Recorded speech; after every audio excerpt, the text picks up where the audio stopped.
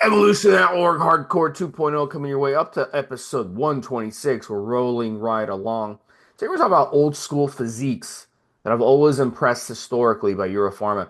And look, we're going to talk about were there outstanding physiques back in the day. We're going to give you a list of people who were ahead of Yeah. their time. We're going to talk about why they stood out. We're going to talk about the best Euro Pharma steroids to make you stand out. And we're going to talk about why Euro Pharma is a top five brand in the world. Let's first start with why and were there outstanding physiques back in the day. Let's start with that one, Mobster. So I'll bring in Mobster. This is Mobster's topic. He is a wealth of knowledge on the history of bodybuilding. And he's gonna drop some knowledge on you right now. Go ahead, buddy. Yeah. A few knowledge slash history bombs.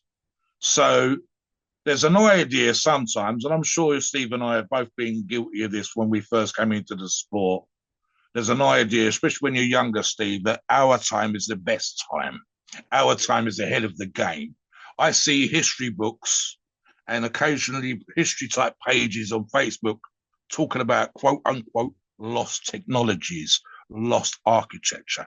As an example, just this morning, I think I see something about a really ancient kingdom that may have had flushing toilets about probably about 1,000 fucking years before the fellow who's literally named after something we use in the UK as a slur, something crapper his name was, and he was supposed to have been one of the people that painted the idea of the flushing toilet. And in reality, it may well be 1,000 or 2,000 years past due. So, just as an example, when it comes to bodybuilding and weightlifting for that matter, but bodybuilding specifically today, guys, there were physiques that looked like modern bodybuilders well before modern bodybuilding. Steve and I have done shows on the silver and slash golden age. When we talk about the golden age, we're talking about the 70s. Some of these physiques that I'm going to discuss with you today are from around that time, but we could even go back further to the late 1800s, early 1900s, Steve.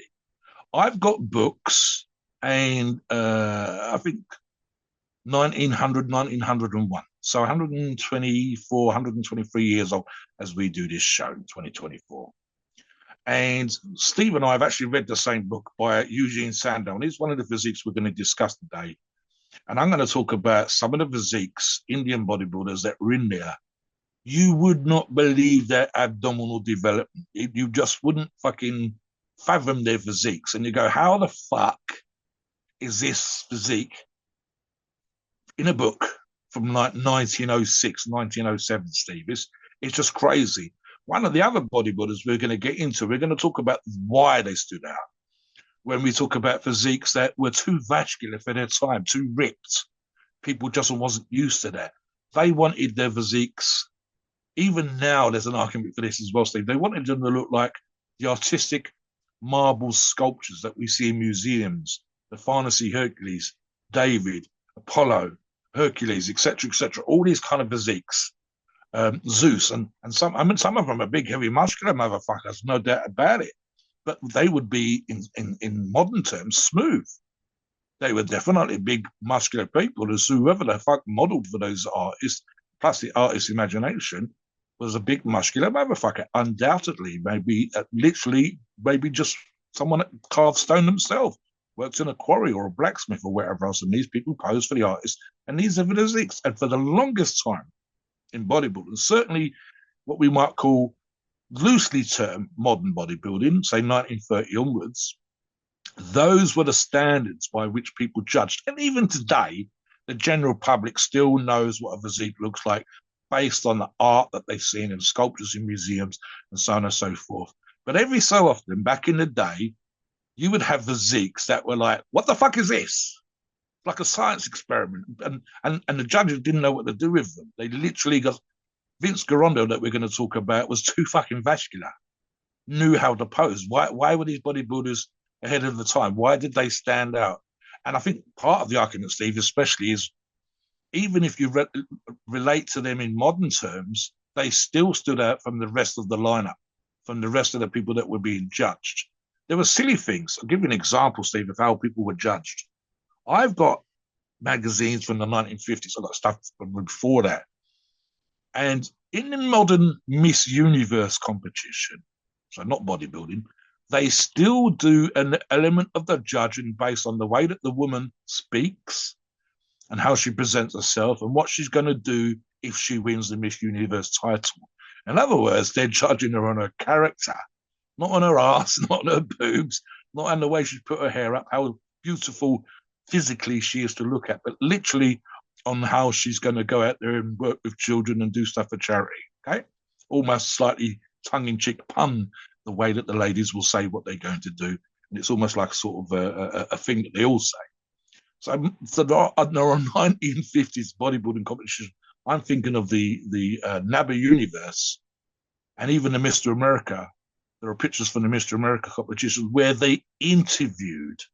You'd come to the judges' table and stand there and tell them why you think you should be Mr. America, why you think you should be Mr. Universe, which in modern times, we're like, how the fuck does that work?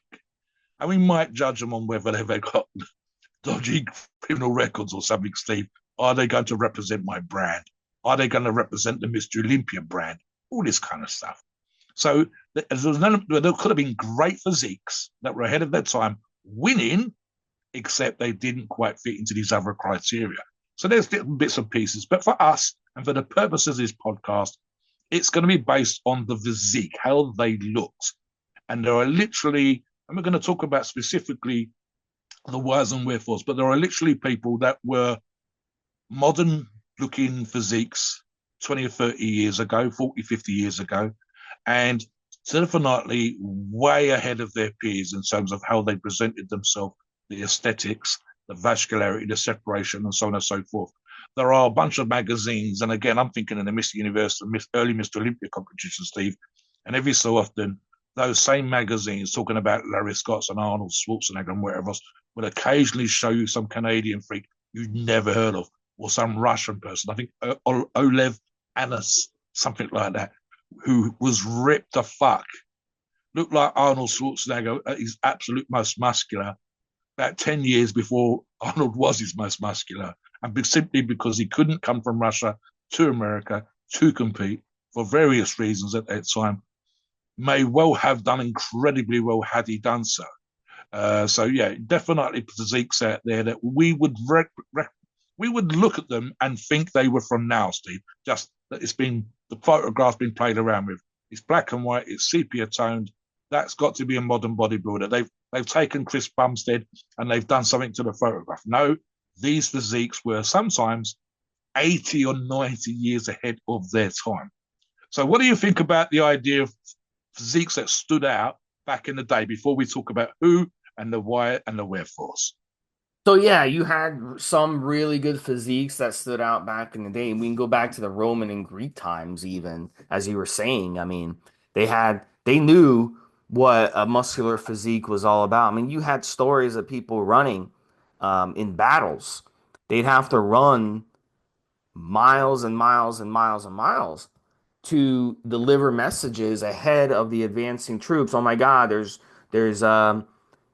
you know, That's the legend of yeah. marathons, literally how the name became. I Marathons mean, an actual place in Greece. you have Yeah, thousands of people in armor and swords and horses headed toward your town to invade your town, and these runners would get ahead of it, and yeah. they'd show up, warn them hours ahead of time that yeah, these troops, so we got to get ready to defend our town. So you had amazing, these guys had amazing abilities to do that, and you had people with amazing physiques Yeah. that had to do some amazing things back then. They didn't have access to the same anything. Like they didn't have access to the water.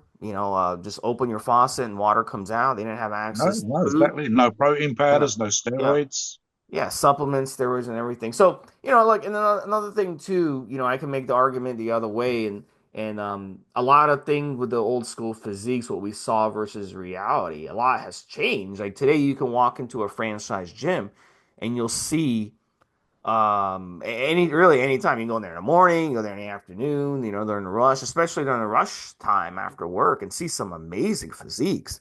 Yeah, that would have won back in the day. You're right. Yeah. But here's the thing, we have more people today. That makes Yeah, a difference. We have advancements in equipment. We have access to gyms on every corner, at least in America. We have access to gyms on every corner. back in those days, if you wanted a good gym, you'd have to be near the city. You'd have to be in LA, Yeah. and LA is a big place. So even in LA, you'd have to be in a certain spot in LA. New York City, you'd have to be in a part of New York City that had gyms. A lot of gyms back in the days, they were boxing gyms. So the modern gym didn't really come out until Gold's Gym, and that was Southern California. So really, you have to go to once these started popping out, you have to go to a big city. Chicago, would be another example of a big city. But if you live somewhere in Kansas or Missouri, in the middle of nowhere in Missouri or in the middle of nowhere in Kentucky, you're not going to have access to a gym in those days. So you Steve, would, there's a quick question for you, and me and you talked about this in the pre-show when we talked about goals. Can you imagine being an average Joe deciding to get into shape in the 70s when they recorded Pump and Iron and walking into Gold's Gym at that time when they probably had every single top physique in America and a couple from Europe in that one place and thinking, oh my God, I'm so fucked. This is normal, but it's not normal. It wasn't like that. And there was literally every physique that you would have heard of through the magazines, all training together in one gym. If you literally walked in off the street and decided to work out, you'd probably run the fuck back out and find another place because it would have blown your mind to see those unearthly yeah. physiques You know all in what? one spot. But I actually researched something like this. The thing is, like, there was a handful of people that looked really good, but like the vast majority, 95% of the people who worked out at these gyms in those days, they just looked like average Joes, and they just were average Joes. So you had a handful of people that looked absolutely fantastic. So I think it's no different then than it is today, where you have the top 1%, the top 5%, maybe the top Mm. 10%, and you have everybody else and bottom 90%. But it would have been nice. I think today, if you're in Miami, you're in New York City, you're in LA, and you walk into some of the more high-end expensive gyms, you'll run into celebrities, you'll run into well-known bodybuilders, run into a lot of those guys. And you can actually look up on their social media where they train, Yeah. and you'll know, because what they'll do is they'll post where they train, because they probably get paid to post where they train, or they get Mm. paid to post pictures. They obviously they get to work out free. The gym Yeah. owner is going to be like, dude, come, please come. Just gym owners even going to say, yeah, yeah. Guess who works out at my gym? Ronnie Coleman works out at my gym. Jay Cutler works at my gym. They're gonna want people to know that, yeah, we have pro bodybuilders here. So at the end of the day, like, a lot of the advances, it's not just bodybuilding, it's any sport. We see records being broken. And every year, the NFL scouting combine, we have them breaking records in speed, Yeah. and strength, and agility, and everything. It's just more and more people. As we continue to get more and more people, we have advancements in equipment, the accessibility of steroids, where you can get it now, with a click of the mouse. Any steroid you want, any peptide you want, any supplement you Yep. want, anything you can get. It's just way too easy now to access the stuff, and it's probably going to get easier over time. I mean, pretty soon you're going to have people going to the gym with fucking glasses over their face, and where they're actually through Yeah. virtual An AI, reality an working out. AI trainer Yeah, standing in front of you'll have an a AI robot. Ronnie Yeah, Coleman. Yeah. Yeah. you'll Yeah. have Yeah. a robot talking to you while you train, telling you what to do. I mean, it's just like they'll laugh at another 50, 100 years when they look back and see how we were. Just like, I don't know, we laugh at how things were. 50 Mm. years ago, you walk into a gym. I mean, it wasn't go like Gold's Gym. Gold's Gym was one of a kind, but Yes. that was one of a kind. But if you go to, a gym in St. Louis 50 years ago, or Memphis or something like that, in the middle of nowhere in middle America, it's going to be a joke compared to what Gold's Gym was in LA. So people would fly out just to train at Gold's Gym, just like today people fly out, to go see things in different parts of the country. And that's how it was. So a lot of the younger guys listen to this when I tell you even how things were 20 years ago or 25 years ago. I used to have to drive 45 minutes to a decent gym. through traffic and everything just to get a decent gym. Now you've got gyms on every fucking corner. There's a Planet Fitness on every fucking corner today. And it's like $1 million franchise fee to open these places. So I Let, mean, let me give it's let me give you some insane. examples there, Steve. Historically, I'm thinking again late 1800s. There was probably only three gyms that we would vaguely recognise as a weightlifting type gym in the whole of London. And I believe at that time, London was then the biggest city in the world. It's nowhere near that now. Still 8 million, nearly 9 million on a good day. And they only had three gyms that we would recognize even vaguely as modern type gyms. You could this is another reason why some of these physiques were outstanding. In spite of the facilities, as Steve says, we don't appreciate as a younger lifter, as a modern lifter, the fact that we have plate loaded barbells. They didn't have that back in the day. They had globe bells and fixed weights, and you'd have to add lead shot and sand and all this kind of crazy fucked up shit. You didn't have what we would recognize as a lat pull down machine. You didn't have what we would recognize as a leg press. Now, there were some very early machines. So the idea, like Steve said, Gold's Gym, literally Joe Gold made the equipment for Gold's Gym in a majority of cases, and it was smoother than people would use like cool downs and other machines, that cable machines he made, or benches that just felt right when you sat on. Literally, this is how stupid this shit was. An incline bench, and you can look this stuff up, guys, was essentially what you and I would call, Steve, a plank of fucking wood with a pad on it, leaning up against the wall. And it was bracketed against the wall and bracketed against the floor. And you leant on it, and that was an incline bench. There was literally nothing that actually, you rested your back on it. You didn't actually sit on it.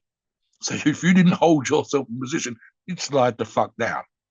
So the idea of the modern bodybuilding and why we can do what we can do now, plus the numbers, as Steve said, is spot on. We have access, and I've said this for PEDs, but you can make the same comment for supplements, you can make the same comment for gyms. We now have access to better, more, greater numbers of good shit than we've ever had in history ever. Literally, we laugh, and it's almost satirical about Planet Fitness or whatever else. There's lots of fun videos of guys getting thrown out and the lunk alarm and the rest of that shit. That gym, any Planet Fitness gym, take that and throw it back 50 years into the past, would be fucking outstanding compared to the gyms that were available at the time. I know the history of supplements, and again, it's what we call modern supplements didn't really start to 1950. So before that, you literally, as me and Steve like to make the case for, you ate the meat, you drank the milk, you had the cream, you had the fresh veggies, you had the fresh whatever, and that was it. There was very, very limited in that way.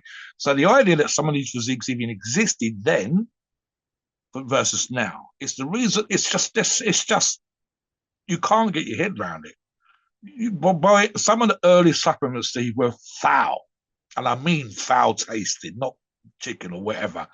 Bob Hoffman's protein from the sea was essentially what you and I would probably look at as something like fish in a tin, like cat food. And apparently, because he wasn't in the habit of chilling it, if you brought a case of this online, well, I say online, by mail or from a supplement shop, and you didn't refrigerate it and it was in a fucking tin, the oil at the top would go rancid. Can you imagine? I don't even want to think about the oil, Steve, and then eating this stuff. And I don't even want to think about your shits, your farts, or your breath. It probably like eating rancid cat food. So the idea of, again, these physiques being so far ahead of their fucking time. And one of the people we're going to discuss when we talk about Vince Gironda, Steve and I can actually talk about this now briefly, Steve. We've discussed on another show the whole, in the United Kingdom especially, I believe the same thing in America, he was only supposed to eat a certain number of eggs, 2 a day, I think, was the recommendation by the chief medical officer here in the UK and a similar person in America, the FDA or the early FDA. You shouldn't have more than a certain number of eggs because cholesterol is bad for you. Okay, right? And yet Vince was pushing the idea of having 12 eggs or 6 eggs for breakfast and having him all kinds with steak and whatever else. He was pushing the idea of what we would probably call the carnivore diet now, Steve, 30, 40, 50 years ago, before it became what it is today. and having way more eggs and how anabolic an egg was, and so on and so forth. So I talk about a little bit before we talk about the bodybuilders themselves, Yeah, the yeah, and that, idea of the yeah, egg thing. yeah, that ties into what I was saying earlier because back then, the lack of knowledge of nutrition was really bad, and there was a lot of confusion because they didn't have access. Like as over time, we've learned more and more about nutrition. So yes, it's true. I'll say this about eggs. Yes, it's true. An egg has a lot of cholesterol in it. Two eggs would put you over 100% for cholesterol for the day.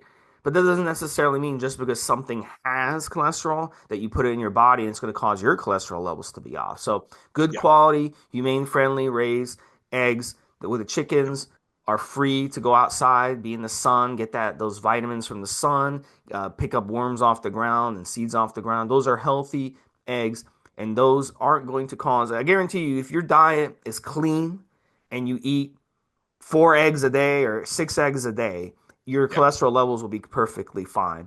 But if you eat like shit all the time, okay, Yes. and you eat eggs and you're stressed out all the time, you don't exercise, then yeah, your cholesterol is gonna be off. So to blame eggs for it, see, this is like the confusion that we're getting, and we're still confused. Even when it comes to nutrition, most people are still confused today. So we're gonna get more and more knowledge as time goes on, but we're still confused, and a lot of it has to do with idiots on social media. Like anybody can start up their own YouTube channel and start spouting diet, information without any type of knowledge on the subject or any type of degree or anything. We got guys posting YouTube videos who've used steroids like once in their life who are pretending they're experts because they've used steroids once in their life. I mean, it's horrible. So you have to really know who you're listening to when it comes to Yeah. this stuff. So again, it's the same thing. We have a lot of back then they didn't have YouTube. Back then, when it came to knowledge, they had to kind of. It seemed like back then a lot of it was bro science because they got their knowledge from each other in the gym, like locker room, Yeah, yeah, yeah, stuff like yeah, that. So they would yeah. kind of just like talk about stuff in person. It seemed like Arnold was a step ahead of everybody in the 70s, and that was one of the ways. Frank Zane as well. It was one of the ways he Yes. was able to get an advantage on his opponents because I think because of him, he had a lot more knowledge on things, on training, on nutrition, on even Yeah. using PEDs than the other guys. Even just actually researching shit rather than the bro science. I believe he was a maths teacher, and his nickname from Arnold for Frank Zane was the scientist. And it was literally he was one of the few at that time was talking about milligrams of this and the recommended daily dosages and stuff. When no other bodybuilder was talking about that, or if there was one or two doctors who weren't actually good bodybuilders. And I'm thinking also ahead of his time in terms of supplements and nutrition. Again, not a great bodybuilder himself was Rio H. Blair. I believe that was his given name. That wasn't his actual birth name. But again, stuff like eggs and specifically getting certain companies to produce protein mixes that were far and ahead of anybody else. But again, most people, like Steve said, will literally take advice from each other in the gym, bro science, what I heard, what the West Coast guys are doing, what the East Coast guys are doing, and so on and so forth.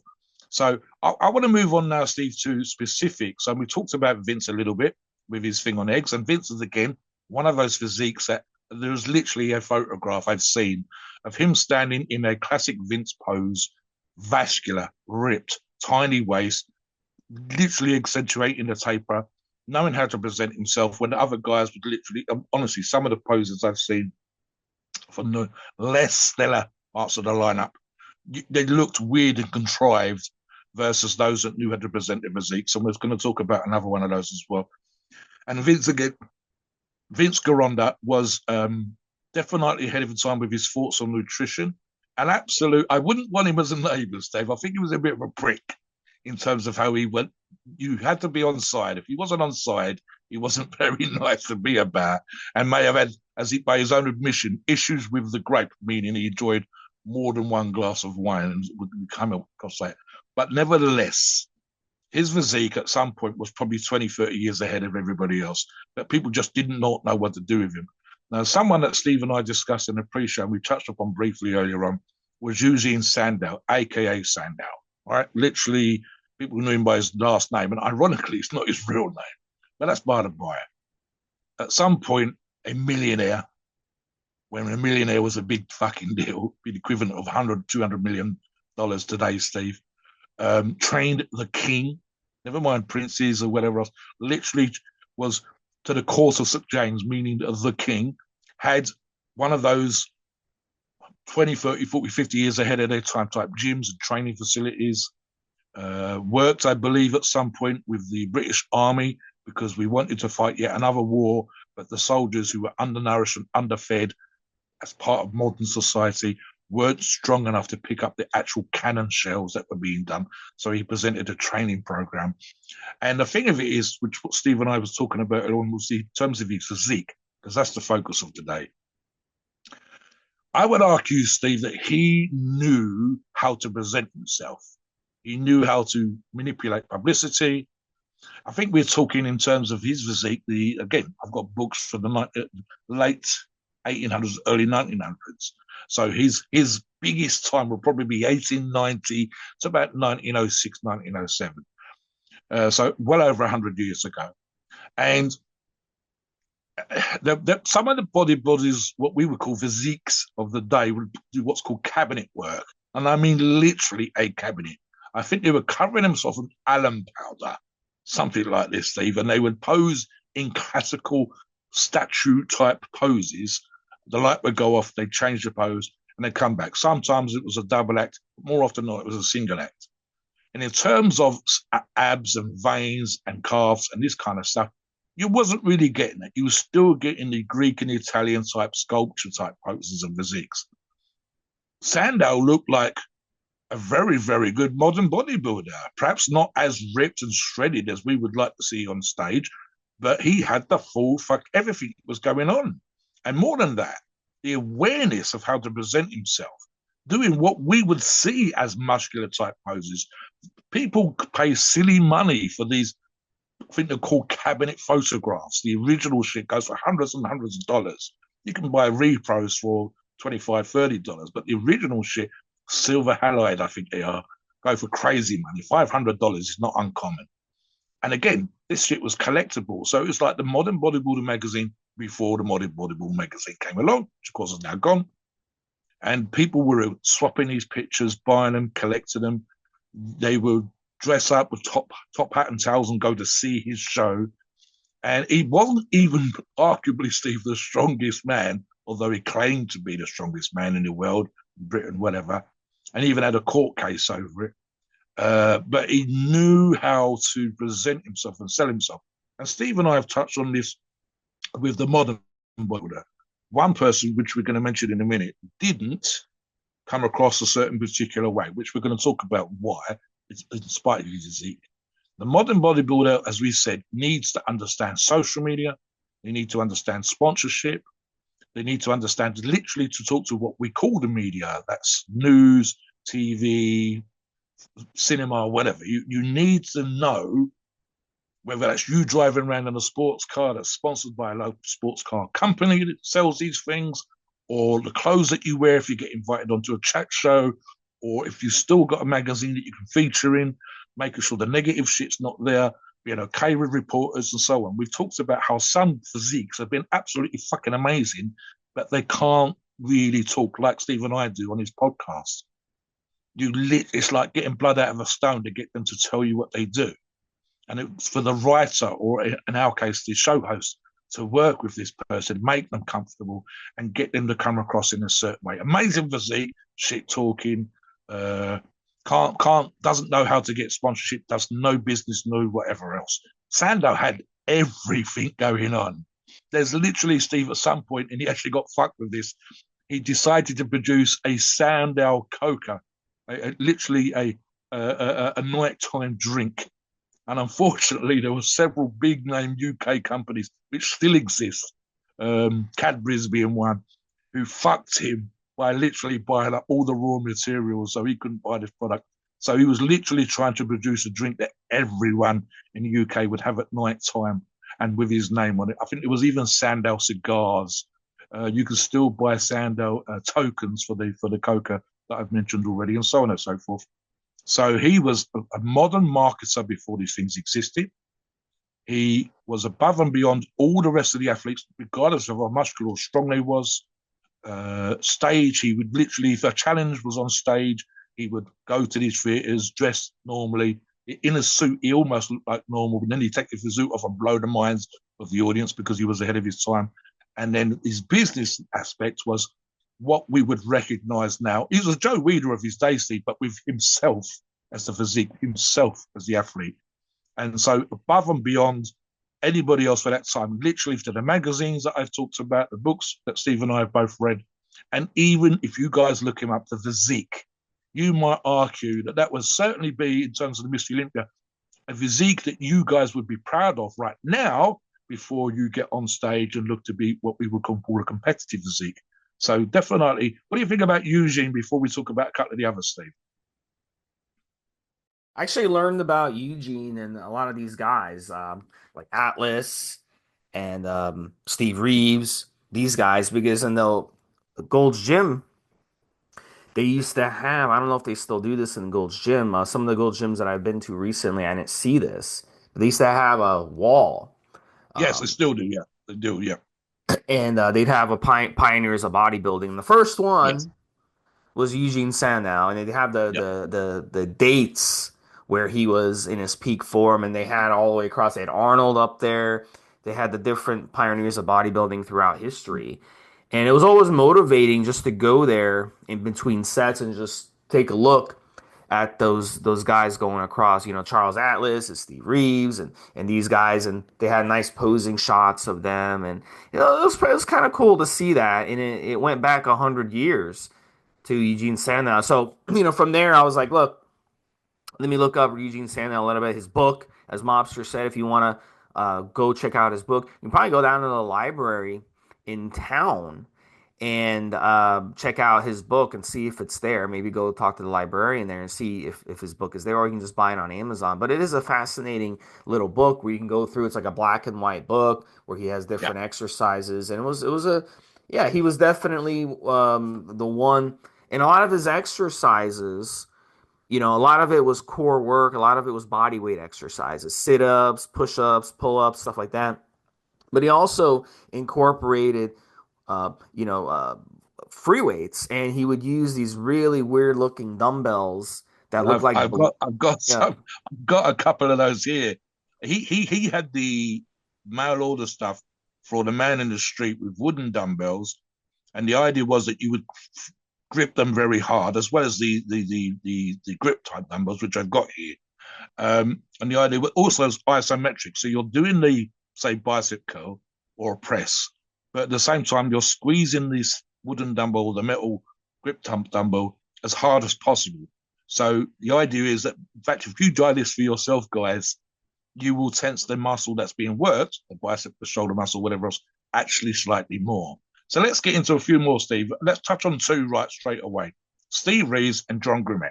Now, John's actually beaten, and this is the 1950s, 1960s, actually beat Steve Reeves. And you go, why? Let's talk about Steve very quickly. We've mentioned him in at least one other show. The man looked like a Hollywood star before he was a Hollywood star. He did a bunch of Italian Hercules movies, certainly a film star. Um, Things like brushing his teeth with bicarbonate of soda, going to a women's hairdresser's instead of a male salon, and having his hair properly done by a woman's hairdresser.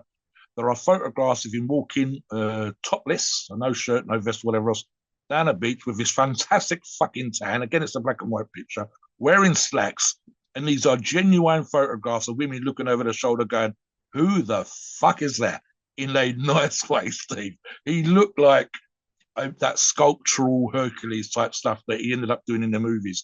And he had looks to go with it. Seriously good looking fella, even up to the point where he passed away.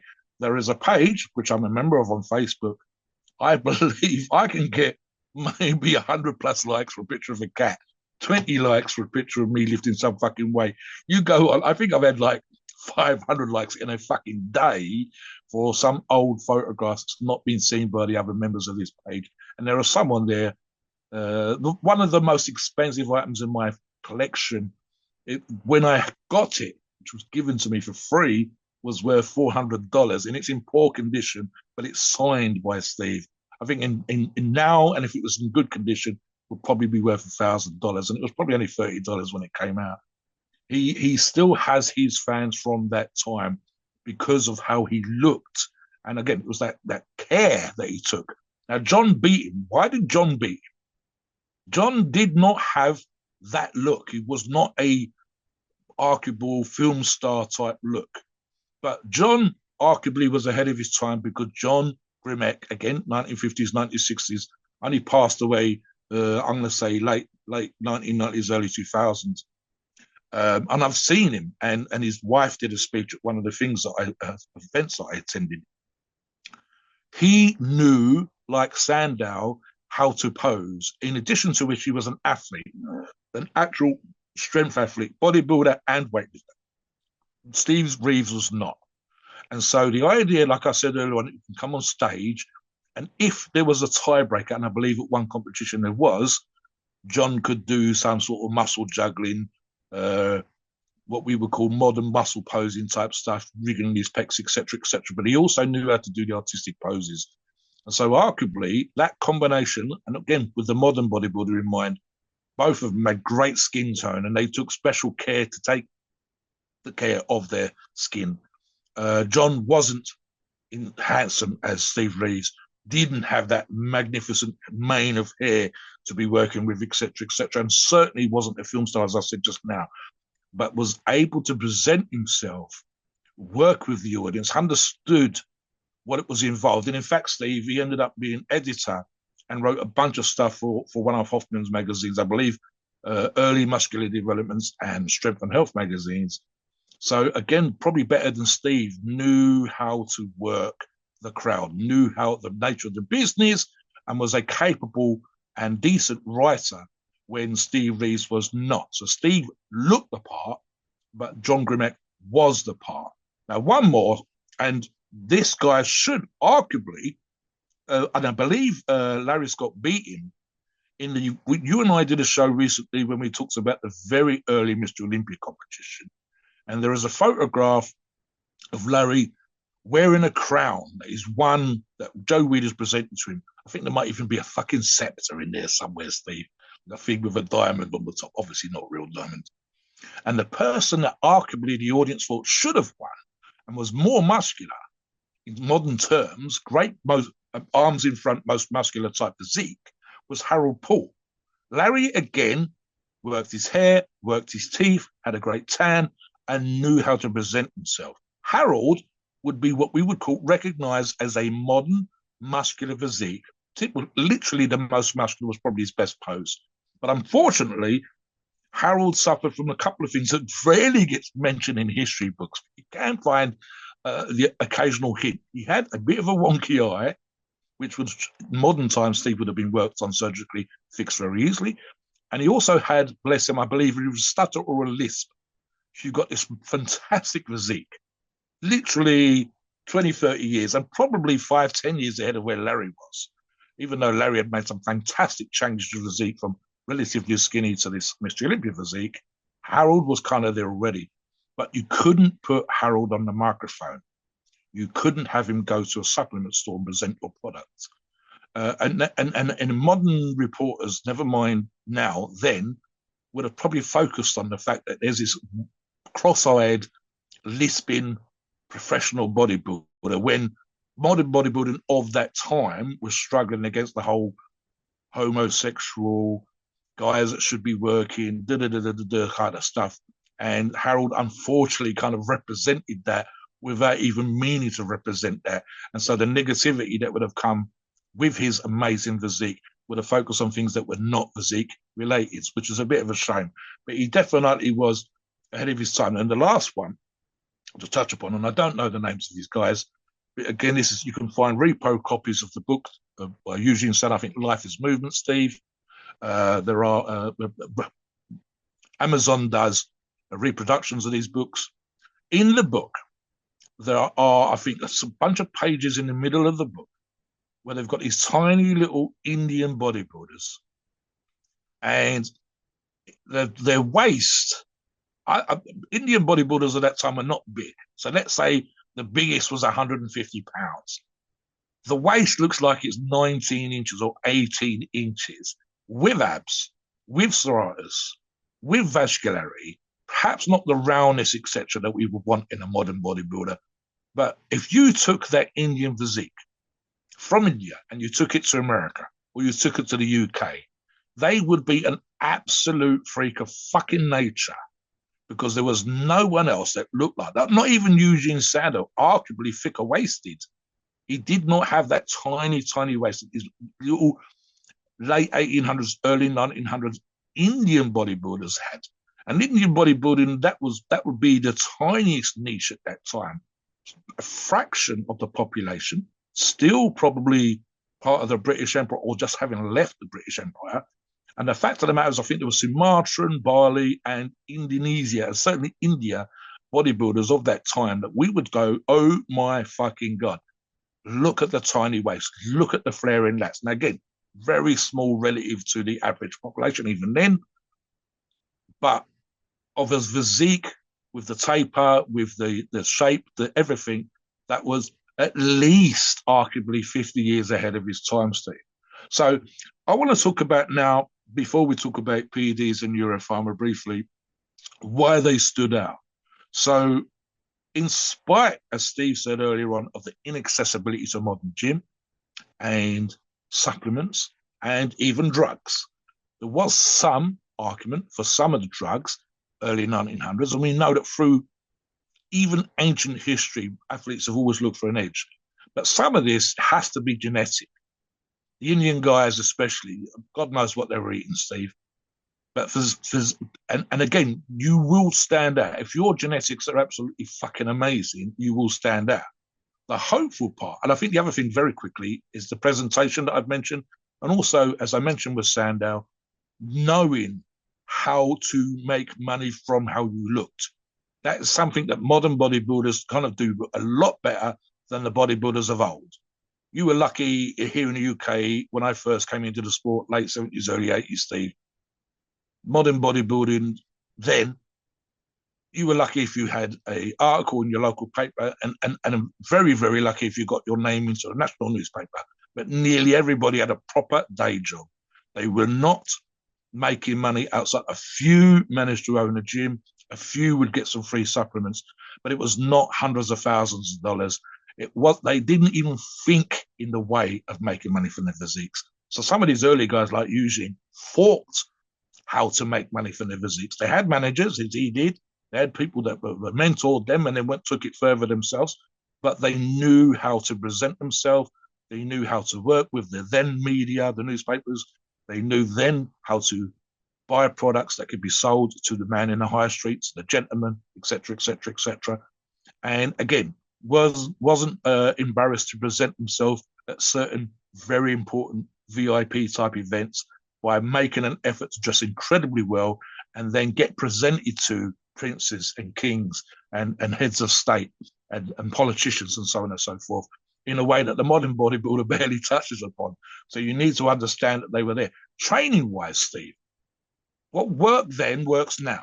And I'll bring Steve in for this as well. So we're still talking about squats, ab work, core work, I think Steve touched upon earlier on, and so on and so forth. So talk a little bit about the older ways of training versus now, Steve, for these physiques. Yeah, and I think that what's happening is, some of the things, we've gone full circle with. When it comes to that, there's always been the debate between machines versus free weights, or core training versus, we see a lot of guys over the years, like Jackie Chan, for example, who has an amazing physique. He's a great martial artist in movies, does his own stunts. He does a lot of body weight exercises. I mean, he could do handstands, and do push-ups. Not even using any a wall or anything. He just sits, just do push-ups. He has such great core strength, and he just uses body weight exercise in a lot of his lifts. So we kind of gone between back and forth. But you actually see the way pro bodybuilders today, they access everything they have, and anything they have access to, they'll do. They'll go to different gyms because they want to access different equipment. They want to be in different environments. They'll Yeah. do all kinds of things. They'll throw in a yoga class here and there. They'll throw in a Pilates class here and there. They'll throw in a boot camp class. They'll throw in a class where they're flipping tires behind a warehouse here and there. They'll do all kinds of things uh, to help them, get an advantage and kind of do things and keep things fresh in their mind so they don't get burned out. So there's all kinds of things, and there's chemical warfare when it comes to the stuff they're using. And we're gonna get into the steroids that they're using. It's very important that they know what they like and what works for them when it comes to Yeah. PEDs. Because if the guy next you're on stage, the guy next to you is using tren, and you're not using tren, you're not gonna probably be able to keep up with them, even if you outworked him, even if you ate better than him, even if you've been doing this a lot longer. I mean, he's going to have the advantage out of you. So a lot of it was chemical warfare. We kind of gone full circle with that because I feel like back in the old days, guys were a lot more secretive of their PED use and they kept that private.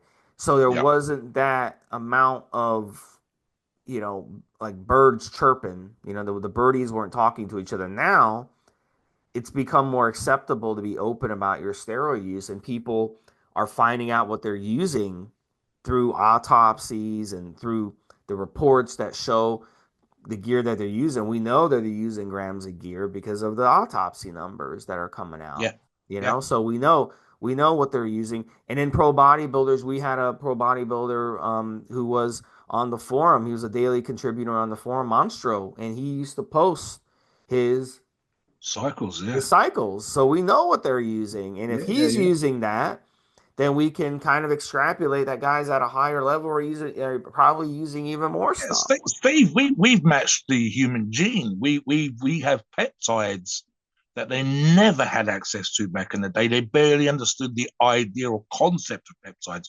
Someone posted on the forum this morning. We've actually had him write an article for us on the forum talking about something to do with growth hormone, I think, but it was certainly peptides and steroids. And one of the things he said this morning in a post that I looked at was we understand better how drugs work for the individuals and in combination with peptides, in combination with insulin, in combination with growth hormone. And we never had that access to the information before. We certainly never had the sheer data required to make these comparisons. And you and I have even touched upon how the physique responds at different times, whether it's stress or diet or age or training, injured or uninjured, and so on and so forth. So what worked for you then, and I argue this, if it worked for you before, it works for you again. Don't overcomplicate it. Just change it a tiny bit. You don't have to do completely new steroids or completely new cycle. I mean, I'm just looking at one product on the Euro Pharmacy's page right now, Steve, that they never had access to back in the day. I'm literally looking at TRT 400 right now on the Euro Pharmacy's injectable product page, TRT 400. They did not have the modern bodybuilders that we talked about. And when I say modern bodybuilder, I'm going to say 1950s onwards. Never mind these guys from 1890. Back in the day, and I've talked about this in a thread that I posted yesterday, eating bull's testicles and figs and honey, using proper narcotic drugs for endurance events or whatever else. But genuine, actual steroids didn't really exist in a usable format. There's some early methyl tests, the stuff that you would have had to inject multiple times per day. Probably around the late 1950s to 1960s, that steroids made an appearance. Now, we understand that. It's out there. We've done shows on that. Talked about TRT, talked about testosterone boosting. But literally, companies like Europharmacists produce products just for TRT. My favorite would be testosterone ciprate, top of the page as I talk to you right now. A little bit further down the injectable products page, bottom right hand side, Steve, underneath the injectables with the new labels is TRT 400. So it's a high dose. You could take half of this, or you could take a 4 milligram dose of a product just for TRT. Can you imagine just access to this single product on those physiques that we talked about? What about, I'll play a game here, Steve. This is, again, why you guys have an advantage and why you should be looking at these products. But I'll throw Steve a bone here and say, can you imagine giving those 1950s, 1960s bodybuilders, Steve, access the Trenbolone Enanthate 200 milligram product that I'm looking at right now.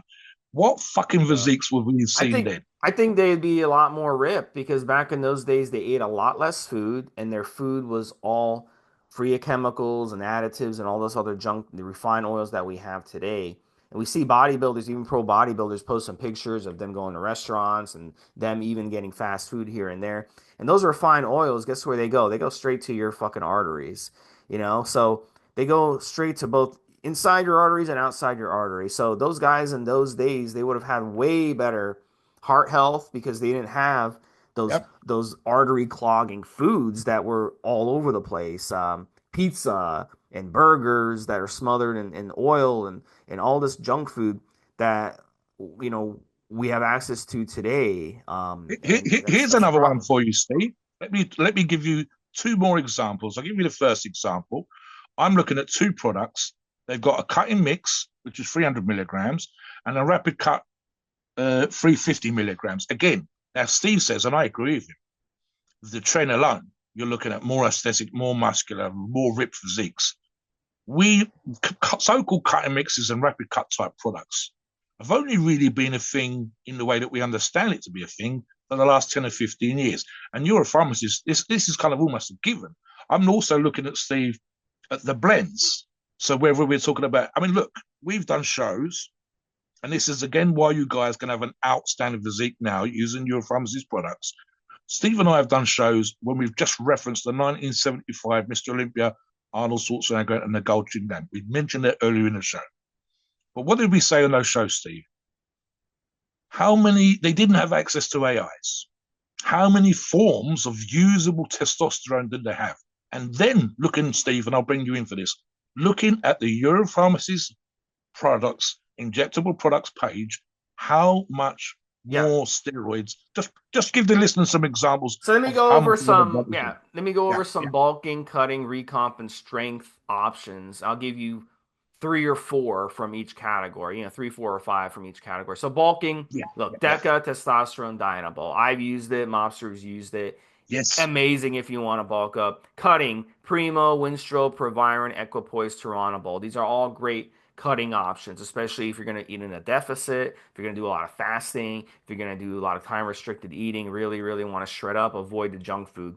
Recomping, one of the most challenging things in bodybuilding, which is building muscle and losing fat at the same time. Tren, we talked about Trent already. Anavar, Masteron, Winstrol, and again, Primo could be good recomping options. When it comes to strength, Trent again, Superdrol, Anadrol, and testosterone. These are very androgenic compounds. These are compounds that will put on a lot of strength very, very rapidly. And at the end of the day, Euro Pharma, they have it all. They have it all no matter what you're looking for, whether it be orals and injectables. And these are all amazing steroids that guys are using today to really give their physiques amazing looks. So, Mobster, talk about a couple of your favorites on that list.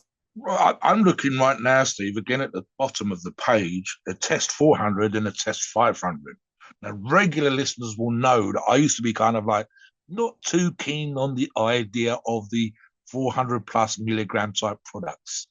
And then about 18 months, 2 years ago, me and Steve did a proper show where we kind of went away and looked at how these products were being produced. And I said, listen, back in the day, and I'm just talking about 10 years ago, Steve, you took a product that had 400 milligrams of test in it.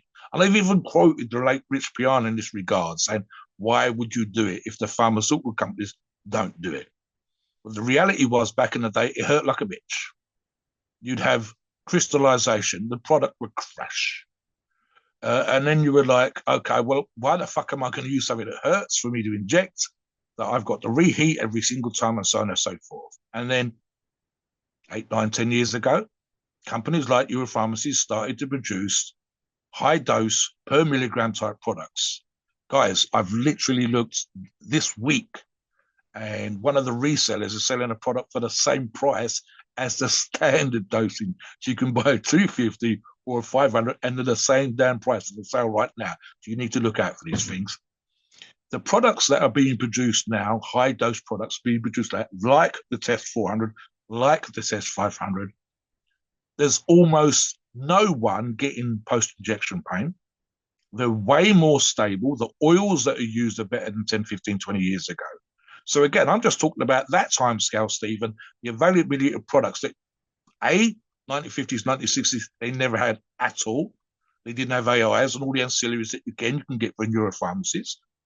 They didn't have they didn't have the range of products that you can get from Euro pharmacies now. And then you didn't have these high dose products because when they did exist, they were fucking awful to use.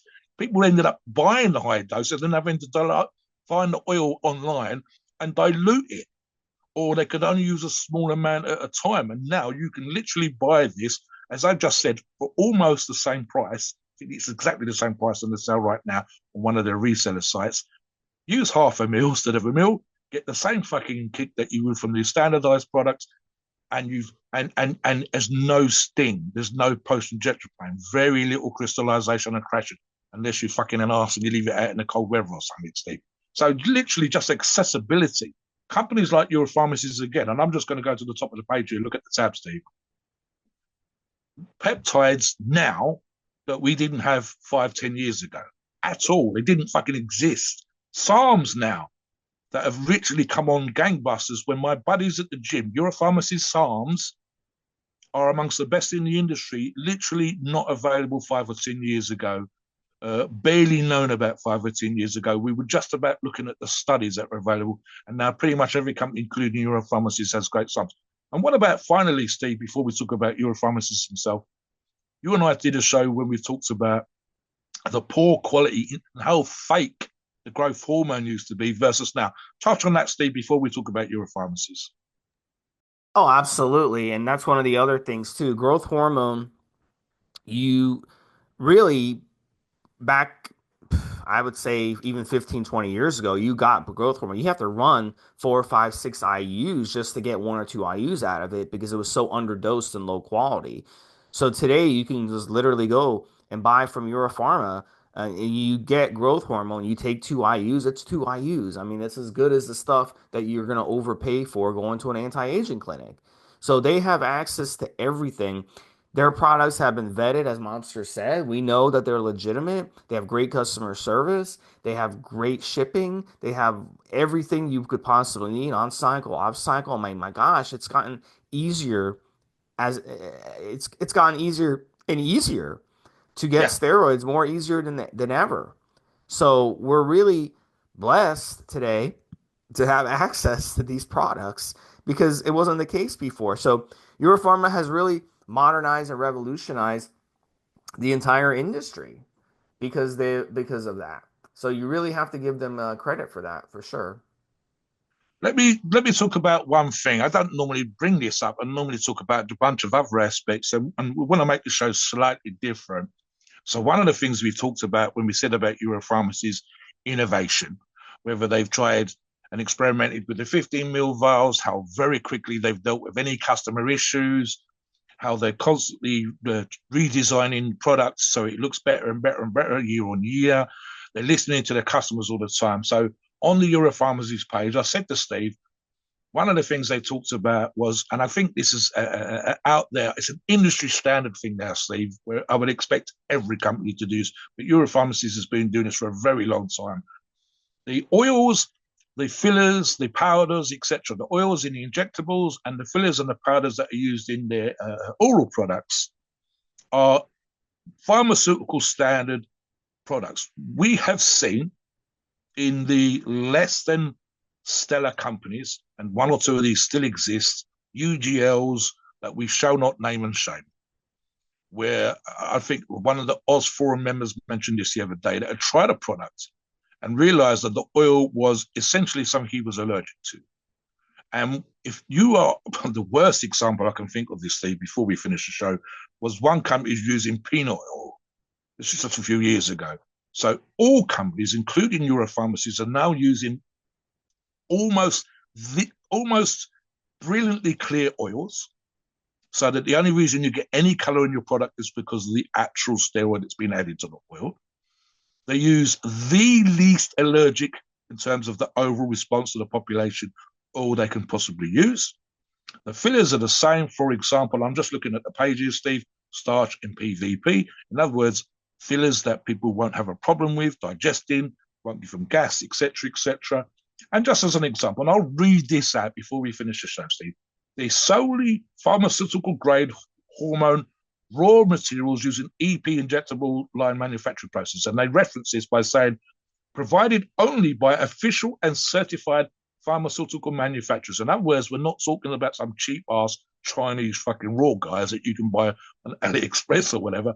They're literally dealing with big name companies with products that are tested before they get them, in house when they get them, by a third party, by outside labs, etc., etc. And this is all stages, but specifically when the powder comes to them in the form of testosterone propionate, for example, making sure this product is absolutely fucking sterile, clean, 99.9% pure, and so on and so forth, so that you, the end user, get to have accessibility to great products that do exactly what they're supposed to do in a way that wasn't possible 15 or 20 years ago, Steve. So that's definitely a reason why we love Euro Pharmacy. Please note, we are not doctors and opinions are ours. It is our view and based on our expensive views on the topic. Our podcasts are for informational purposes and entertainment only. The freedom of speech and the First Amendment applies.